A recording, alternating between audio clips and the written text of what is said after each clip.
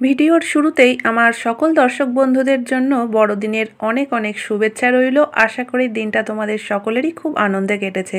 তো বন্ধুরা, প্রত্যেক দিনের মতো আজকের ভিডিওতেও থাকলো বেশ কিছু সাংসারিক টিপস। আশা করি প্রত্যেকটা টিপসই তোমাদের কাজে লাগবে। টিপসগুলো ভালো লাগলে চ্যানেলটিকে সাবস্ক্রাইব করে নিতে একদমই ভুলো না। তো নমস্কার বন্ধুরা, মৌস প্যাশনে তোমাদের সকলকে স্বাগত জানাই। আশা করি তোমরা সকলেই ভালো আছো। তো চলো দেখে নেওয়া যাক আজকের প্রথম টিপস। বন্ধুরা, আমাদের প্রত্যেকের বাড়িতেই কিন্তু বিভিন্ন ধরনের চাবির গোছা থাকে। মেন দরজার চাবি থেকে শুরু করে আলমারির চাবি, এমনকি সাইকেল, বাইক বা বিভিন্ন ধরনের চাবি।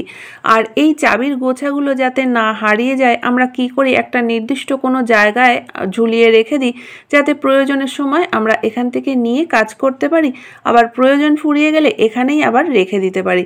কিন্তু অনেক সময় দেখা যায়, দেখবে যে সেই জায়গার থেকে চাবিটা হয়তো আমরা নিলাম, কিন্তু আবার মনে করে সেই জায়গায় চাবিটা রাখা হলো না, বা এক জায়গায় অনেক চাবি একসঙ্গে রাখলে কিন্তু অনেক সময় দেখা যায় যে একটা নিতে গিয়ে আর একটা চাবির গোছা কোথাও পড়ে গেল। তো এই চাবিগুলোকে একটা জায়গায় যদি আমরা রাখতে পারি, তাহলে কিন্তু আর এই সমস্যায় পড়তে হবে না। তো তার জন্য দেখো, এখানে আমি একটা মেটালের চুড়ি নিয়ে নিয়েছি। তো এখানে কিন্তু অবশ্যই কোনো কাচের চুড়ি নিলে চলবে না। তো এই মেটালের চুড়িটার মধ্যে আমি প্রত্যেকটা চাবির গোছাকেই কিন্তু এইভাবে করে রেখে দিলাম। তো এবার যদি আমরা এই চুড়িটাকে কোথাও হ্যাং করে রেখে দিই, তাহলে কিন্তু প্রত্যেকটা চাবি একই জায়গায় থাকবে, আর হারানোর কিন্তু কোনো রকম কোনো সম্ভাবনা থাকবে না। আর দেখবে একই জায়গায় অনেকগুলো চাবি রাখতে গেলে কিন্তু একটু রাখতেও অসুবিধা হয়, কিন্তু এই চুড়িটার মধ্যে কিন্তু আমরা একসঙ্গে অনেক চাবি রাখতে পারবো। আর চুড়িটা কিন্তু যে কোনো একটা ছোট্ট জায়গায় হ্যাং করে রেখে দিতে পারবো, তাতে জায়গাও কম লাগবে। তো আশা করি বন্ধুরা, এই ছোট্ট টিপসটা তোমাদের কাজে লাগবে। যদি ভালো লেগে থাকে অবশ্যই কিন্তু একটা লাইক কমেন্ট করো। তো চলো দেখে নেওয়া যাক আজকের 2 নম্বর টিপস। বড়দিনে তো আমরা প্রত্যেকেই কেক এনে থাকি বাড়িতে, আর কেক আনার পর কেকের যে বক্সটা, সেটা কিন্তু আমরা ফেলেই দিয়ে থাকি। তো এই জিনিসটাকে ফেলে না দিয়ে আমরা কিন্তু একটা অর্গানাইজার হিসাবে ব্যবহার করতে পারি। তো এই জিনিসটাকে তোমরা কিন্তু কোনো কালারিং পেপার দিয়ে একটু ডেকোরেশনও করে নিতে পারো, বা এমনিও ব্যবহার করতে পারো। তো আমি এটাকে কোনো ডেকোরেশন করছি না। এখানে দেখো, আমি একটা কাপড়ের টুকরো নিয়ে নিয়েছি। তো এটা আমি এর নিচে একটু পাতিয়ে দিলাম। আর এরপরে কিন্তু এই জিনিসটা আমরা আমাদের রান্নাঘরেও ব্যবহার করতে পারি, ড্রেসিং টেবিলেও রাখতে পারি, বা এর মধ্যে কিন্তু আমাদের ঘরে যেসব মেডিসিনগুলো থাকে এদিক ওদিক ছড়িয়ে না রেখে কিন্তু এর মধ্যে করেও রাখতে পারি। তো এখানে দেখো, আমি বেশ কিছু মেডিসিন রেখে দিলাম। তো এটা আমরা বিভিন্নভাবে কিন্তু নিজেদের প্রয়োজন অনুযায়ী ব্যবহার করতে পারি। তো এর মধ্যে আমি মেডিসিন রেখেও তোমাদেরকে দেখালাম, বা এর মধ্যে দেখো আমাদের যে বিভিন্ন ধরনের সাজাগোজার জিনিস, পারফিউম, লিপস্টিক, নেল পলিশ, এসব জিনিসও কিন্তু রেখে আমরা ড্রেসিং টেবিলের উপরে রাখতে পারি। তাতে করে কিন্তু ড্রেসিং টেবিলটাও একদম পরিষ্কার পরিচ্ছন্ন থাকবে। তো চলো দেখে নেওয়া যাক আজকের 3 নম্বর টিপস। বন্ধুরা, আমাদের প্রত্যেক দিন যেসব জামা কাপড় ব্যবহার করি, বেশ কিছুদিন ব্যবহার করার পরে সেগুলো তো পুরনো হয়ে যায়, হয়তো একটু ছিঁড়ে ফেটে যায়। তো সেই জিনিসগুলো কি করি, আমরা হয় ফেলে দিই বা হয়তো রেখে দিই, কখনো মোছামুছির কাজে হয়তো ব্যবহার করবার জন্য। তো এই জিনিসগুলোকে একদম ফেলে না দিয়ে কিন্তু আমাদের প্রত্যেক দিনের কাজের জন্য ব্যবহার করতে পারি।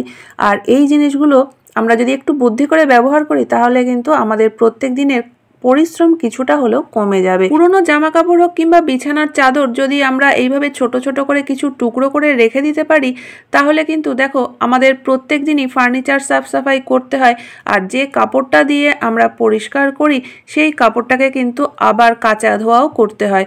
তো আমরা এই জিনিসগুলো তো ফেলেই দিচ্ছিলাম, তো ফেলে দেওয়ার আগে যদি আমরা এইগুলো দিয়ে মোছামুছি করে নিই, তাহলে কিন্তু কোনো কাচা ধোয়ার প্রয়োজন হবে না। কাজটা করার পর তারপরে কিন্তু তোমরা ফেলেও দিতে পারো। বা রান্নাঘরে কাজ করতে গিয়ে অনেক সময় দেখবে যে হয়তো একটু তেল পড়ে গেল, বা একটু হলুদ বা জল, এসব তো পড়তেই থাকে। তো এই তেল হলুদও যদি আমরা একটা কিচেন টাওয়েল দিয়ে মুছি, তাহলেও কিন্তু সেটা আবার সার্ফ দিয়ে ভালো করে কাচতে হয়, আর না হলে পুরো জায়গাটাই তেল তেলে হয়ে যাবে। তো এই সব ক্ষেত্রে কিন্তু এই কাপড়ের টুকরোগুলো আমরা ব্যবহার করতে পারি, আর তারপরে ফেলে দিলে আমাদের পরিশ্রম কিন্তু কিছুটা হলেও কমে যাবে। তো আশা করি বন্ধুরা টিপসটা কাজে লাগবে। দেখে নেওয়া যাক আজকের 4 নম্বর টিপস। সকাল হলেই কিন্তু আমাদের ছুটতে হয় রান্নাঘরে তাড়াতাড়ি করে রান্নাবান্না করার জন্য, কিন্তু রান্না করার আগে আমাদের তো সবজি কাটতে হবে। আর সবজি কাটার জন্য আমরা কেউ হয়তো ছুরি ব্যবহার করি, বা কেউ হয়তো বটি ব্যবহার করি। কিন্তু সবজি কাটতে গিয়ে যে সমস্যাটা আমাদের প্রত্যেক দিনই হয়, সেটা হচ্ছে গিয়ে, দেখবে সবজি যখনই কাটি, সেটা ছুরিতে হোক বা বটিতে, প্রত্যেকবার কিন্তু এই ডান হাতের বুড়ো আঙুলের উপরে এসে ছুরি বা বটিটা টাচ করে। তো বারবার এরকম হতে হতে দেখবে ডান হাতের বুড়ো আঙুলের পেছনটা কিন্তু একদম কাটা কাটা হয়ে যায়।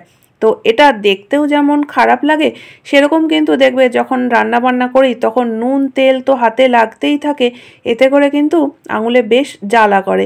কিন্তু যতই অসুবিধা হোক না কেন, কাজ তো আমাদের করতেই হবে প্রত্যেক দিন। তো বন্ধুরা, নিজেদের সুবিধা কিন্তু নিজেদেরকেই করে নিতে হবে। তো দেখো, এখানে আমি নিয়ে নিয়েছি একটা ফয়েল পেপারের টুকরো। তো এই ফয়েল পেপারের টুকরোটা দিয়ে আমি ডান হাতের বুড়ো আঙুলটাকে এইভাবে করে পেঁচিয়ে দিলাম। তো এইভাবে পেঁচিয়ে নেওয়ার পর তারপরে যদি আমরা সবজি কাটি, তাহলে কিন্তু দেখবে ছুরি বা বটি যতই বুড়ো আঙুলটা এসে টাচ করুক না কেন, এরকম কাটা কাটা দাগ কিন্তু আর কখনোই হবে না। তো আমাদের কাজটাও কিন্তু সহজ হয়ে গেল, আর কোনো রকম কোনো সমস্যায়ও পড়তে হবে না। আর কাজের শেষে ফয়েল পেপারের এই ক্যাপটা কিন্তু আমরা রেখে দিতে পারি, পরবর্তী সময় যখন আবার সবজি কাটবো তখন এটা কিন্তু বুড়ো আঙুলে আবার পরে নেব।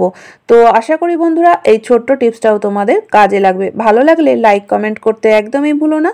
তো চলো দেখে নেওয়া যাক 5 নম্বর টিপস। তো বন্ধুরা, এই টিপসটাও কিন্তু সবজি কাটা সংক্রান্ত। সবজি তো আমাদের প্রত্যেক দিনই কাটতে হয়, আর প্রত্যেক দিন সবজি কাটতে কাটতে দেখবে ছুরি হোক কিংবা বটি ধার একদমই চলে যায়। তো যদি ধার না থাকে তাহলে কিন্তু সবজি কাটাটাও খুব সমস্যা। আর যখনই আমাদের কাটতে সমস্যা হচ্ছে তখনই যে আমরা হাতের কাছে ধারওয়ালা পেয়ে যাব, ধার দিয়ে নেব, সেটাও তো নয়। আমাদের হয়তো বেশ কিছুদিন অপেক্ষা করতে হয় বা নিয়ে যেতে হয় ধার দেওয়ার জন্য। তো বন্ধুরা, যখনই আমাদের সবজি কাটতে সমস্যা হবে, আমরা কিন্তু একদম ঘরোয়া জিনিস দিয়ে খুব সহজেই ধার করে নিতে পারবো ছুরি বটি, আর তাতে করে কিন্তু আমাদের কাজের কোনো সমস্যা হবে না। তো সেক্ষেত্রে দেখো, আমি এখানে ধার দেওয়ার জন্য নিয়ে নিয়েছি নেল পলিশের একটা শিশি। তো নেল পলিশের শিশিটাকে উল্টো করলে দেখবে যে এর পিছনের দিকটা কিন্তু বেশ একটু খাঁজ কাটা মতো রয়েছে। তো সেই খাঁজ কাটা জায়গাটার উপরেই যদি আমরা ছুরিটাকে বার কতক এইভাবে করে ঘষে নিই, তাহলে কিন্তু দেখবে যে কয়েকবার করলেই বেশ আবার সুন্দর ধার হয়ে যাবে। এতে করে কোনো ধারওয়ালারও প্রয়োজন হবে না, 1 পয়সাও খরচাও হবে না। আমরা ঘরেই নিজেদের প্রয়োজন অনুযায়ী কিন্তু ধার দিয়ে নিতে পারবো। তো এবার আমি একটা সবজি কেটে তোমাদেরকে দেখাচ্ছি। দেখো, আগে যতটা ধার কম ছিল, এখন কিন্তু কিছুটা হলেও ধার বেড়েছে। তো এরকমভাবে তোমরা যত একটু বেশি ঘষে নিতে পারবে, ধারটা কিন্তু তত বেশি হবে। তো আশা করি বন্ধুরা আজকের প্রত্যেকটা টিপসই তোমাদের কাজে লাগবে। কোন টিপসটা সব থেকে বেশি ভালো লেগেছে অবশ্যই কমেন্ট করে জানিও। ভালো লাগলে চ্যানেলটিকে সাবস্ক্রাইব করে পাশে থাকা বেল আইকনটা অবশ্যই প্রেস করে দিও, যাতে নতুন ভিডিও আপলোড করলে নোটিফিকেশান সবার আগে তোমাদের কাছে পৌঁছে যায়। তাহলে বন্ধুরা, আজকের মতো ভিডিও এখানেই শেষ করছি। দেখা হচ্ছে আবার নতুন ভিডিওতে।